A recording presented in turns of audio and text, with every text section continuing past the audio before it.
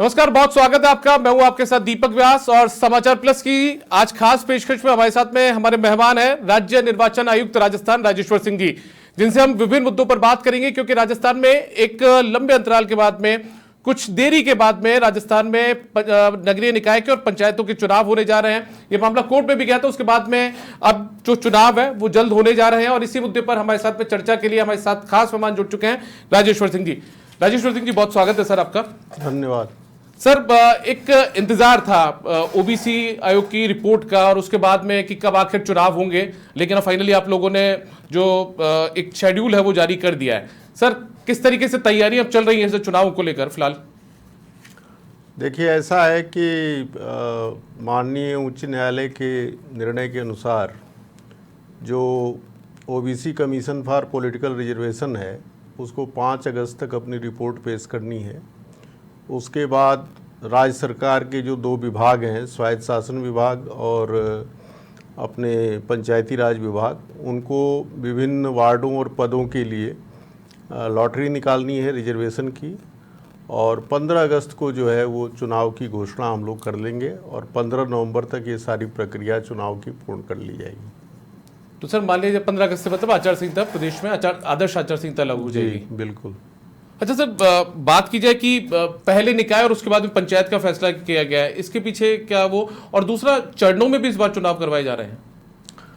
देखिए, ऐसा है कि जो नगरीय निकाय के चुनाव हैं वो 2 चरण में और पंचायती राज के चुनाव जो है वो 4 चरण में संपन्न किए जाएंगे। उसका कारण ये है कि नगरीय निकाय के 1 चरण के लिए हमको 60,000 कर्मचारी, राज्य कर्मचारी और 50,000 पुलिस कर्मचारी इनकी आवश्यकता है। और जो पंचायती राज है उसके 1 चरण के लिए 80,000 राज्य कर्मचारी और 70,000 जो है पुलिसकर्मी, इनकी ज़रूरत पड़ेगी।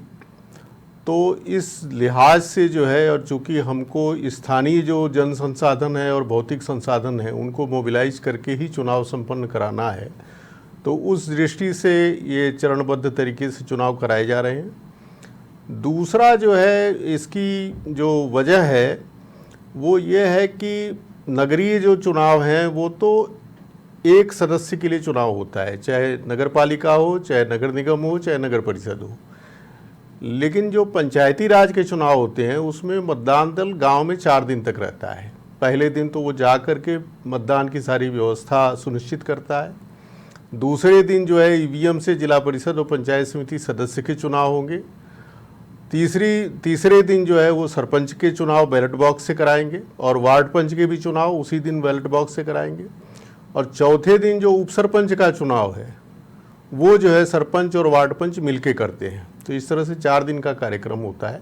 ये थोड़ी जटिल प्रक्रिया है और विस्तृत प्रक्रिया है, तो इस दृष्टि से ये चरणबद्ध तरीके से कराए जा रहे हैं। एक आपने प्रश्न पूछा कि नगरीय निकाय पहले क्यों हो रहे हैं। जी सर जी। तो उसका कारण ये है कि नगरीय निकाय जो है वो छोटा चुनाव है, 309 निकाय हैं। जी सर। उनमें जो है हमारे जो ह्यूमन रिसोर्सेज हैं या पुलिस मशीनरी है उसका मोबिलाइजेशन कम होता है और ईवीएम से ये चुनाव संपन्न हो जाता है। ये छोटे स्तर का चुनाव है, तो इसलिए इसको कराना जो है प्रशासनिक दृष्टि से उचित समझा गया।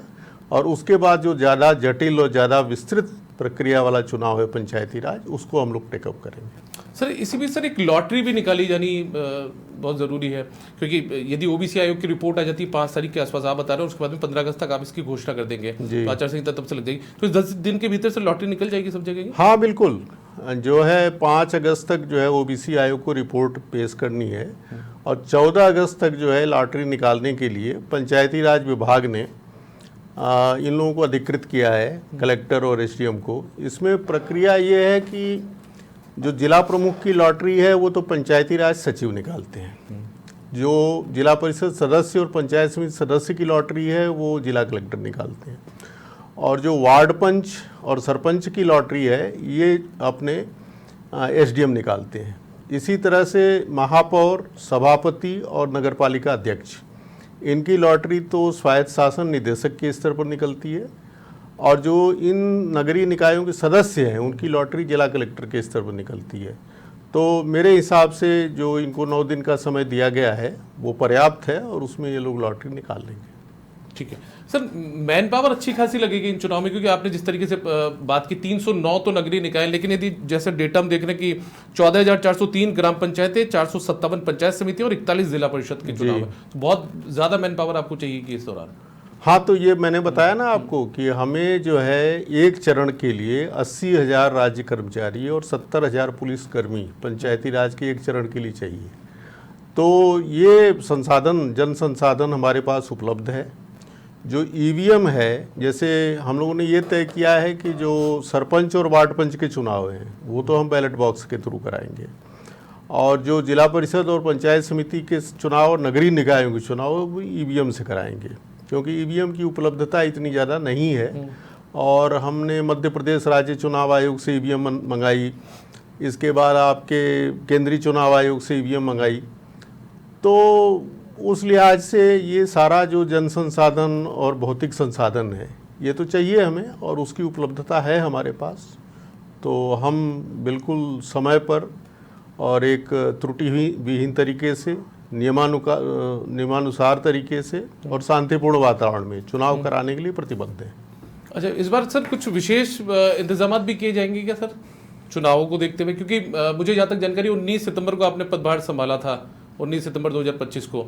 उसके बाद में पहली बार सर आपके निर्देशन में, नेतृत्व में जो चुनाव है राज्य निर्वाचन आयोग करवाने जा रहा है, तो इस बार कुछ नया, कुछ भी दिखने, मतलब कोई नई तकनीक का इस्तेमाल या कुछ नया बंद? नहीं, देखिए ये एक बड़ा ऐतिहासिक अवसर है राजस्थान की जनता के समक्ष, क्योंकि पहले ये पंचायती राज और नगर पालिकाओं के जो चुनाव होते थे टुकड़ों में होते थे। जैसे जैसे नगरीय निकाय या पंचायती राज संस्थाओं का कार्यकाल समाप्त होता था तो उसके बाद चुनाव की घोषणा की जाती थी। ये पहली बार है कि पूरे राज्य के पैमाने पर एक साथ चुनाव संपन्न हो रहे हैं। अब दूसरी चीज़ ये है कि जैसा मैंने आपको बताया कि इसमें हमको जन संसाधन और भौतिक संसाधन दोनों को मोबिलाइज करना है। तो एक तो ये अपने आप में बहुत बड़ा एक ऐतिहासिक कार्य है। फिर जो कानून व्यवस्था की स्थिति है उसको संभालना, तो हमने जो जिला कलेक्टर वगैरह हैं और जो जिला पुलिस अधीक्षक हैं उनको निर्देश प्रदान किए हैं कि जो सेंसिटिव और क्रिटिकल जो हमारे केंद्र हैं, मतदान केंद्र हैं, तो उनका वो पहले से ही आइडेंटिफिकेशन करके रखें। सेंसिटिव हम उनको मानते हैं जहाँ पर की संभावना होती है कि यहाँ पर जो चुनाव प्रक्रिया है वो डिस्टर्ब हो सकती है। क्रिटिकल हम उनको मानते हैं जहाँ पहले कभी चुनाव प्रक्रिया डिस्टर्ब हो चुकी हो, या पिछले चुनाव में 90% वोट पड़े हों किसी बूथ पर और उसमें से 75% किसी एक ही प्रत्याशी के पक्ष में पड़े हों, या जो धार्मिक जातीय दृष्टि से संवेदनशील इलाके होते हैं उनको हम मानते हैं कि ये क्रिटिकल हैं। तो उसका हम पहले से ही आइडेंटिफिकेशन करा रहे हैं, और मतदान के पहले भी और मतदान वाले दिन भी जो है हम लोग पुलिस की जो मशीनरी है और जो पुलिस बल है और जो मजिस्ट्रेसी है, तो उसका इस तरह का जो है एक मूवमेंट और एक मोबिलाइजेशन सुनिश्चित करेंगे जिससे मुझे नहीं लगता है कि कोई लॉ एंड ऑर्डर की सिचुएशन उपलब्ध हो, मतलब कोई कारित होगी। और हम इसके लिए 6 तारीख को हमने जिला कलेक्टरों के साथ वीडियो कॉन्फ्रेंस भी रखी है, वीसी भी रखी है, जिसमें हम उनसे उनकी सारी तैयारियों के बारे में जानकारी प्राप्त करेंगे और उनको अपनी तरफ से एक मार्गदर्शन और दिशा निर्देश भी देंगे। और उनसे फीडबैक के बाद हम जो है 7 तारीख को अपने जो राज्य के वरिष्ठ अधिकारी हैं जो कानून व्यवस्था के कार्य में संलग्न हैं, तो उनके साथ भी हम जुड़ेंगे और उनसे बातचीत करेंगे, और ये सुनिश्चित किया जाएगा कि राज्य की मशीनरी का जो हर अंग प्रत्यंग है जी सर, वो इतना जो है वो एक सुदृढ़ तरीके से अपने जो कर्तव्य का निर्वहन करे कि पूरे राजस्थान में इस तरह की कोई स्थिति उत्पन्न नहीं हो। तो ये 6 तारीख को सर स्थिति स्पष्ट हो जाएगी कि लगभग राजस्थान में कितने संवेदनशील तो मतदान केंद्र हैं, कितने असंवेदनशील हैं। ये सर कोई रफली कोई आइडिया सामने आया कि संख्या के लिहाज से हम देखें तो? नहीं, अभी तो वो आकलन हो रहा है फील्ड में, और उसके बाद धीरे धीरे स्थिति इमर्ज कर जाएगी। सर एक सर सवाल, चूंकि आप स्टार्टिंग में बता चुके हैं इस बात को लेकर कि 15 अगस्त से, जो 5 अगस्त को लॉटरी रिपोर्ट आ जाएगी, उसके बाद में 15 अगस्त से आचार संहिता प्रभावी हो जाएगी। सर ये लगभग कितने दिन तक रहने वाली है? देखिए, जैसे नगरीय निकाय का जो पूरा कार्यक्रम है वो 35 दिन का है, और जो पंचायती राज का पूरा कार्यक्रम 54 दिन का है। तो हम एक बार नगरीय निकाय के चुनाव की उद्घोषणा करेंगे 15 अगस्त को। जी सर। और वो उस उद्घोषणा को करने के बाद जब ये मतदान होकर के परिणाम घोषित हो जाएगा तो हम नगरीय निकायों की आचार संहिता को समाप्त कर देंगे। ठीक है। और उसके बाद हम उद्घोषणा करेंगे पंचायती राज के चुनावों की, और फिर पंचायती राज की परिणाम की घोषणा के बाद वो आचार संहिता भी हम समाप्त कर देंगे। तो उसका कारण ये है कि आचार संहिता के दौरान जो है लगभग विकास कार्य वगैरह प्रभावित हो, उनकी जो घोषणा होती है वो प्रभावित हो जाती है। तो इसलिए हमने ये कहा कि क्रमिक रूप से हम नगरीय और ग्रामीण इलाकों में इसको लागू करेंगे, आचार संहिता को और चुनाव प्रक्रिया को। ठीक है। मतलब सर ये निकायों की अलग से रहेगी आचार संहिता, वो शहरी क्षेत्र में लागू है और वो पंचायत वाली ग्रामीण क्षेत्रों में लागू रहेगी। सर ये माना जाए लगभग 20 सितंबर तक तो जो निकायों की चुनाव का जो पूरा कार्यक्रम है वो खत्म हो जाएगा। हाँ, लगभग 20-21 सितंबर तक हो जाएगा, यानी लगभग 35 दिन में हाँ, पूरा रहने वाला है। जी। ठीक है सर।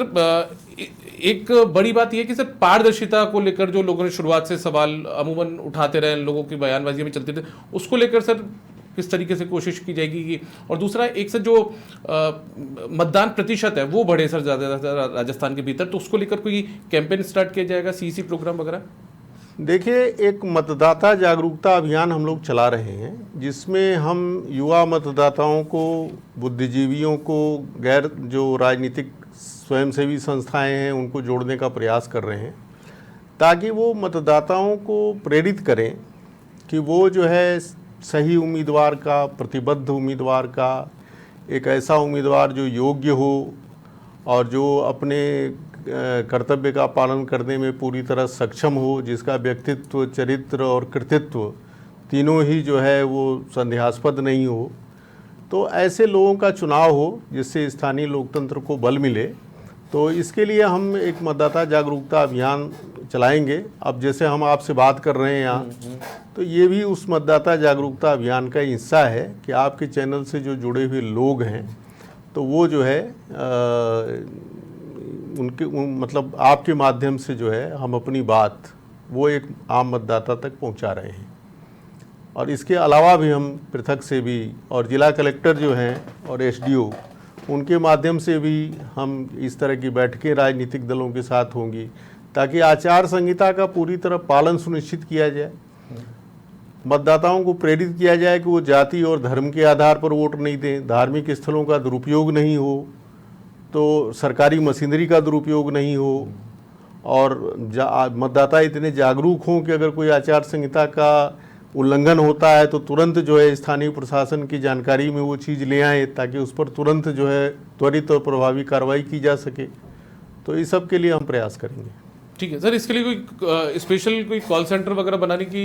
हाँ, हमारा एक 24 आवर्स जो है कंट्रोल रूम रहेगा, वो हमारे केंद्रीय स्तर पर काम करेगा, राज्य चुनाव आयोग के स्तर पर, और जिला और उपखंड स्तर पर भी हम लोग कंट्रोल रूम स्थापित करेंगे। तो इसके साथ साथ सर कोशिश ये भी रहेगी कि जो फर्जी वोट, मतलब वोट डालने को लेकर जो आरोप लगते हैं अमूमन ग्रामीण इलाकों में खासतौर पर, कई ऐसे आपका एक लंबा अनुभव रहा है, तो उस स्थिति से बचने के लिए लोग अब तुरंत प्रभाव से जानकारी दे सकें, इसको लेकर भी? हाँ बिल्कुल। जैसे देखिए, ऐसा है कि जो राजनीतिक दल वगैरह के आधार पर जो चुनाव होते हैं, तो उनके जो अभिकर्ता वगैरह वहाँ पर रहते हैं, वो ऑब्जेक्शन करेंगे, तो हम ये ट्रेनिंग प्रोग्राम वगैरह जो है, जो रिटर्निंग ऑफिसर्स के और प्रिसाइडिंग ऑफिसर्स के जो ट्रेनिंग प्रोग्राम वगैरह संपन्न होंगे, तो उनको हम लोग दिशा निर्देश देंगे कि वो तुरंत जो है एक प्रभावी हस्तक्षेप करें और ऐसी घटनाओं को होने से रोकें। सर एक सवाल ये और है कि 20 अगस्त से राजस्थान विधानसभा का मानसून सत्र भी शुरू हो रहा है, तो इस दौरान आचार संहिता भी लागू रहेगी निकायों के अंदर, 309 निकायों में। तो इससे सर कोई नियमों को दरकिनार तो नहीं किया जा रहा? नहीं, अब राजस्थान विधानसभा का एक मानसून सेशन है, वो तो परंपरा है, और हमारी अपेक्षा है कि उस दौरान जो है आचार संहिता का उल्लंघन नहीं होगा। सर इस बार सर ये कोई जानकारी सामने आई कि फर्स्ट टाइम वोटर लगभग कितने रहने वाले हैं, और उनके खुद का जो चुनाव है वो ये चुनाव सर इसलिए भी खास माना जाता है निकाय और पंचायत का कि चुनाव में सबसे छोटी कड़ी होते हैं यहाँ के जनप्रतिनिधि। भाई एमएलए तक कोई या सांसद तक नहीं पहुंच सकता, लेकिन पार्षद या सरपंच तक इन लोगों तक पहुंच जाता है। तो ऐसे में जो फर्स्ट टाइम वोटर है सर उनको लेकर कोई स्पेशल कैंपेन वगैरह? देखिए ऐसा है कि हम लोगों ने 1 जनवरी 2025 को जो मतदाता सूची थी उसमें से जो एब्सेंट, शिफ्टेड और डेड वोटर्स थे उनको तो डिलीट किया, और जो 1 जनवरी को 18 साल के हो रहे थे मतदाता उनको हमने उसमें जोड़ने का काम किया। तो कुल मिलाकर के राजस्थान में 5 करोड़ 45 लाख मतदाता हैं, जिनमें से शहरी क्षेत्र में जो है 4 करोड़ 42 लाख के आसपास हैं, 4 करोड़ 43 लाख, और 1 करोड़ 2 लाख के आसपास जो है वो नगरीय क्षेत्र में है। और इनमें एक बहुत बड़ी संख्या जो है युवा मतदाताओं की है। तो हम खुद भी जो है कुछ चुनिंदा जो कॉलेजेज वगैरह हैं, बड़े कॉलेजेज, उनमें जाएंगे, और प्लस हम जो हमारे नीचे के अधिकारी हैं, जिला कलेक्टर और उपखंड अधिकारी, उनसे भी उनको भी हम निर्देशित करेंगे कि जो उनके यहाँ जिला मुख्यालय पर पोस्ट ग्रेजुएट कॉलेज है, वीमेंस कॉलेज है, उनमें वो जाएं, और ये जो नए मतदाता हैं, और एक कॉलेजेज में इलेक्टोरल लिटरेसी क्लब भी बना हुआ है, ELC बना हुआ है, उनको भी उपयोग में लें और उनसे एक संपर्क और संवाद कायम करें, ताकि जो है मतदान का प्रतिशत वो बढ़ाया जा सके। सर ये सब चीज़ें तो सर चुनाव की तैयारियों को लेकर कैसे चरण रहेंगे, इन सब चीज़ों को लेकर सर एक लगातार आपने जब से पद संभाला था सर उसके बाद से ही कुछ चीज़ें बेवजह निर्वाचन आयोग को भी कटघरे में खड़ा करने की कोशिश सियासत से जुड़े हुए लोगों ने कर दी कि कहीं ना कहीं देरी हो रही है चुनाव में, निर्वाचन आयोग को भी इसमें जिम्मेदार ठहरा दिया। सर आखिर देरी क्यों हुई सर, यदि दर्शकों की जानकारी के लिए आप बताना चाहें? देखिए ऐसा है कि जो चुनाव कराना है स्थानीय संस्थाओं का, नगरीय निकाय और पंचायती राज संस्थाओं का, वो चुनाव कराना राज्य सरकार की और राज्य चुनाव आयोग की ज्वाइंट रिस्पॉन्सिबिलिटी है, शेयर्ड रिस्पॉन्सिबिलिटी है, जिसमें निकायों का गठन, वार्डों का निर्धारण, डिलिमिटेशन, और जो वार्डों और पदों का रिजर्वेशन है विभिन्न कैटेगरीज के लिए, वो तो राज्य सरकार को करना है। एक बार वो रिजर्वेशन करके हमको दे देते हैं और हम चुनाव की घोषणा कर देते हैं, तो उस समय फिर चुनाव आयोग की भूमिका सर्वाधिक महत्वपूर्ण हो जाती है। तो ये शेयर्ड रिस्पॉन्सिबिलिटी है। इस बीच में कुछ जो है तथाकथित जो बुद्धिजीवी हैं, और उन्होंने इस तरह का एक भ्रम पैदा करने की कोशिश की कि चुनाव आयोग जो है वो स्वतंत्र है चुनाव कराने में, और पूरी तरह जो है वो उसको कोई राज्य सरकार के सहयोग की आवश्यकता नहीं है, और जो है चुनाव आयोग के स्तर पर डिले हो रहा है। तो हमने कई बार पत्रकार बंधुओं से बातचीत में भी इस बात को स्पष्ट किया, और हमने अपने मैसेजेज भी जो है वो दिए कि भाई ये शेयर्ड रिस्पॉन्सिबिलिटी है, ज्वाइंट रिस्पॉन्सिबिलिटी है। जब तक जो है अपने वार्डों और पदों का रिजर्वेशन श्रेणीवार नहीं होता है, जैसे SC, ST, OBC और वुमेन का, तब तक हम चुनाव की घोषणा नहीं कर सकते। वो इसलिए नहीं कर सकते कि फिर कौन आदमी, किस श्रेणी का आदमी किस वार्ड से चुनाव लड़ेगा, ये जब तक तय नहीं होगा चुनाव की घोषणा कैसे होगी। लेकिन कुछ लोगों में, जिसमें हमारे कुछ वरिष्ठ लोग भी शामिल हैं, उन लोगों ने इस तरह का भ्रम पैदा किया, और मुझे बड़ा दुख होता है और इस बात का मुझे बड़ा कष्ट है कि जो खुद जो है ऐसे जिम्मेदारी वाले पदों पर रहे हुए लोग हैं, और वो इस तरह की बातें करते हैं, जिन्होंने खुद इस तरह के दायित्व का निर्वहन किया है, वो कहते हैं कि जो है चुनाव आयोग के स्तर पर विलंब हो रहा है, और जबकि ये वास्तविकता नहीं है। आपको पता है कि 9 मई 2025 को OBC commission for political reservation का गठन हुआ। उसके बाद जब माननीय उच्च न्यायालय ने अपना पहला आदेश दिया, जिसमें उन्होंने 31 जुलाई तक जो है चुनाव कराने के लिए कहा था, उसमें भी उन्होंने कहा था कि भाई अगर OBC कमीशन अपनी रिपोर्ट समय पर नहीं देता है तो आप जो है OBC सीट को जनरल मान के चुनाव करा लीजिए, जैसा कि माननीय सर्वोच्च न्यायालय का फैसला है। तो वो निर्णय भी राज्य सरकार को करना है। हमने राज्य सरकार को जो चिट्ठियां लिखी उसमें स्पष्ट रूप से लिखा कि SC, ST, वुमेन और OBC ये रिजर्वेशन हमको आप तय करके दीजिए, नंबर 1। नंबर 2 कि अगर ओबीसी रिजर्वेशन को दरकिनार करना है तो भी हमको आप कम से कम SC ST और वुमेन का रिजर्वेशन तय करके दें। 6 चिट्ठियाँ हमने लिखी सरकार को, 3 चिट्ठियाँ पंचायती राज को, 3 चिट्ठियाँ जो है स्वायत्त शासन विभाग को। उसके जवाब में हमें यह अवगत कराया गया कि भाई OBC commission for political reservation गठित हो चुका है, उसने अपना ज़्यादातर काम पूर्ण कर लिया है, उसकी रिपोर्ट आनी बाकी है। जो ही आएगी हम पदों और वार्डों और पदों का रिजर्वेशन तय करके आपको सूचित कर देंगे, उसके बाद आप चुनाव की घोषणा कर देंगे। तो उसके बाद से जो है जो इस तरह का एक कन्फ्यूजन पैदा करने की कोशिश की गई, मुझे लगता है कि वो उचित नहीं है, वो औचित्यपूर्ण नहीं है। और जनता तक सही जानकारी पहुंचाना, सही समाचार पहुंचाना, ये प्रेस की भी जिम्मेदारी है। और जो ये महान बुद्धिजीवी हैं, कुछ एक्सपर्ट्स भी सामने आ गए थे इस दौरान। हाँ, कुछ एक्सपर्ट्स आ गए थे, तो उन एक्सपर्ट्स की भी जिम्मेदारी है कि आपका इतना लंबा चौड़ा व्यापक प्रशासनिक अनुभव रहा है, तो आप इस तरह की जो है जो तथ्यहीन जो है वक्तव्य किस तरह से दे सकते हैं, ये गलत है। पीड़ा होती है सर कई बार इन सब बिल्कुल चीजों को होती लेकर? है, क्यों नहीं होगी। जब आपको किसी बात के लिए बेवजह दोषी ठहराया जाएगा तो बिल्कुल पीड़ा होगी, क्यों नहीं होगी। सर एक मेरा आखिरी सवाल ये कि मतदान दलों का प्रशिक्षण भी बहुत ज़्यादा ज़रूरी रहता है हर बार चुनावों के अंदर, तो उसको लेकर सर इस बार कोई विशेष कोशिश या हर बार की तरह जैसे रूटीन प्रोसेस होता है उसी तरीके को फॉलो करेंगे? देखिए, ऐसा है कि ये थोड़ा एक अजीब सा वो है कि हम वार्ड पंच और सरपंच का तो बैलेट बॉक्स से करा रहे हैं और ईवीएम से जो है वो नगरीय निकायों और जिला परिषद पंचायत समिति का करा रहे हैं। तो एक ही मतदान दल को हमें 2 तरह का प्रशिक्षण देना पड़ेगा।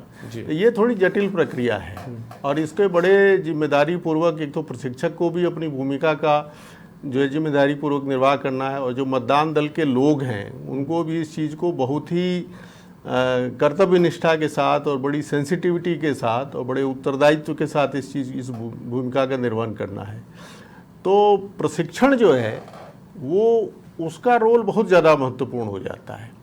तो वो राज्य स्तर पर हो रहा है और फिर वो नीचे जिला स्तर और उपखंड स्तर पर भी होगा और मुझे उम्मीद है कि प्रशिक्षण की गुणवत्ता ऐसी होगी कि जो चुनाव है वो त्रुटिविहीन तरीके से संपन्न हो जाएगा। सर आप कोई अपील करना चाहें मतदाताओं से चुनावों को लेकर? मैं आपके जो चैनल से जुड़े हुए लोग हैं और जो आम मतदाता है राजस्थान का, आपके चैनल के माध्यम से मैं यही अपील करना चाहता हूं कि जो है जाति और धर्म के नाम पर वोट नहीं दें। जो उम्मीदवार है उसकी क्या योग्यता है, उसकी कितनी सक्रियता है, उसका व्यक्तित्व कैसा है, उसका चरित्र कैसा है, कृतित्व कैसा है और वो कितना जो है आपके क्षेत्र की समस्याओं को सुलझाने में सक्षम और समर्थ है, उस दिशा में उसने अतीत में कितना प्रयास किया है, भविष्य में आप उसके काम करने के तरीके को लेकर के कितने आशान्वित हैं। तो इन सारी चीज़ों का आकलन करके और बिना प्रलोभन मुक्त होकर के, भय मुक्त होकर के, बिल्कुल स्वतंत्र वातावरण में आप जो है अपना वोट दीजिए, ताकि क्योंकि जो स्थानीय लोकतंत्र है उसका एकमात्र उद्देश्य यह है कि स्थानीय समस्याओं के निराकरण में जन समुदाय की भूमिका को जो है वो एक सक्षम और प्रभावी बनाया जाए। तो ये सक्षम और प्रभावी तभी हो पाएगी जब हमारे सुयोग्य स्थानीय जनप्रतिनिधि चुने जाएंगे।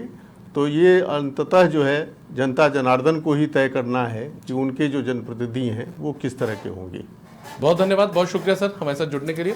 तो आप सुन रहे थे राजस्थान के राज्य निर्वाचन आयुक्त राजेश्वर सिंह जी को, जिन्होंने लोगों से अपील की है कि बहुत सोच समझकर वो वोट करें, मुद्दों को ध्यान में रखें और साथ में उन्होंने ये भी जानकारी दे दी है कि राजस्थान में आचार संहिता कब से लागू होने जा रही है, यानी कि अब से कुछ दिन बाद में 15 अगस्त से राजस्थान में आदर्श आचार संहिता लागू हो जाएगी और इसी दिन चुनावों की घोषणा भी हो जाएगी। फिलहाल इतना ही, नमस्कार।